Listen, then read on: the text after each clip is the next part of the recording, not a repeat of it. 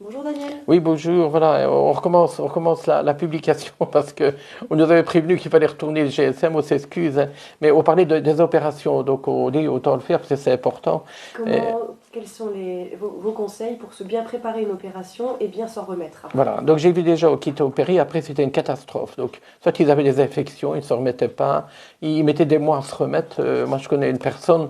Justement, voilà, 3 ans qu'elle traîne. Donc, il faut avoir un bon état général. Et pour avoir un bon état général, il faut éviter la dénutrition. En particulier, la dénutrition protéique. Donc, il faut assez de protéines dans la nourriture pour garder ses muscles. Parce que les muscles, c'est notre réserve immunitaire aussi. Donc, si on est déjà tout mec, il faut vraiment se fortifier avant d'y aller. Mais on peut être même obèse et être en dénutrition. Ça n'a rien à voir. Il faut une balance électronique comme moi pour voir la dénutrition. C'est la qualité des protéines qu'on apporte. C'est la qualité des protéines. Moi, je pense qu'il faut avoir un bon état général avant une opération, parce que c'est quand même un choc opératoire, etc. Donc, c'est pas évident. Et donc, il faut avoir des protéines au moins 2 fois par jour.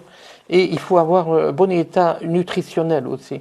C'est-à-dire qu'il faut avoir du zinc, de la vitamine E, etc. Et tantôt, je montrais quelque chose qui permet, ça s'appelle ACE, sélénium. Là, il y a du sélénium pour l'immunité, il y a la vitamine C, vitamine E, vitamine A. Et il y a le zinc, il y a 22 mg de zinc. Donc là, on a tout ce qu'il faut pour une bonne cicatrisation. Parce que tout ça va faire qu'on va cicatriser mieux. Donc ça, c'est fort important. Et je le disais aussi, il faut avoir une bonne flore.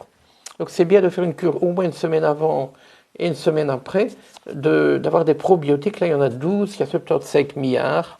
Donc là, on le prépare soi-même dans 1 millilitre d'eau. Et là, on régénère notre flore, et la flore est immunitaire aussi. Donc là, c'est important, une semaine avant, une semaine après. Et moi, je conseillerais de prendre des vitamines, soit Vibracell, où il y a toutes les vitamines naturelles mais liquides. On prend une cuillère à soupe le matin à jeun, de nouveau une semaine ou deux avant l'opération ou après. Et si on manque de fer, parce qu'il y a des gens qui sont un peu en anémie, c'est bien de faire une cure de fer, parce que le fer est important pour se revitaliser. Donc ça, On c'est peut du prendre floradique. avant et après. Voilà.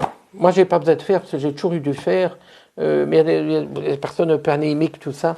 Mais il faut avoir de nouveau un bon état général. Et bon, ce serait bien de faire une cure de fer. Et moi, je pense qu'il faut avoir un bon foie parce qu'on va avoir une anesthésie, il y a des produits chimiques, etc., des perfusions. C'est alors de prendre soit du chardon-marie, quelques semaines avant ou quelques semaines après, soit le desmodium. Le desmodium, c'est du liquide. On prend une petite cuillère à café 2 fois par jour. Ça régénère la cellule hépatique. Donc, le foie va être beaucoup plus à même de neutraliser les toxines. Et bien les éliminer. Et bien les éliminer, parce que plus vite on les éliminera, plus vite on se remettra. Moins on aura des troubles de mémoire, etc. Et alors, il y a aussi, il faut savoir qu'il y a quand même parfois la peur qui est là. La peur, ben, il faut passer aux fleurs de Bach. Remède d'urgence. Qu'on le garde près de soi, ou dès qu'on On apprend. spray, on fait un petit spray ou des gouttes. Si on a peur, même quelques semaines avant, on peut faire une petite cure avec Mimulus. Mimulus, c'est la fleur de bac de la peur. Ça, c'est la peur qu'on connaît, parce qu'il y a la peur panique comme Aspen, il y a la peur vraiment très grande qui est Rocrose, mais souvent c'est Mimulus et remède d'urgence qu'on peut prendre pour se préparer, même après. Il y a un choc, malgré tout, il y a un choc de l'organisme. Alors, il est bien d'être à jeun pour être opéré, parce qu'il vaut mieux être à jeun. On voit par exemple que les militaires en action, quand il faut une action dangereuse, on leur demande de ne pas manger. En cas où ils sont blessés, le chirurgien, c'est beaucoup mieux. Mais ici, on n'est pas dans une guerre. Alors moi, je dirais, on pourrait faire une cure de jus breuse.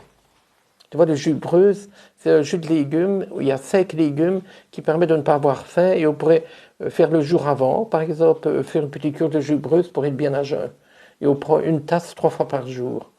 Et voilà, alors là on est bien, c'est beaucoup mieux au niveau du chirurgien, en tout cas ça sera mieux.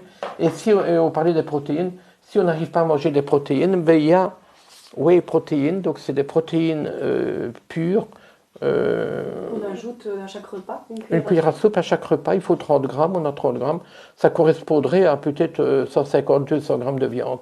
Donc là, pour ceux qui n'arrivent pas à manger les protéines, moi j'en ai déjà pris, mais c'est très rare.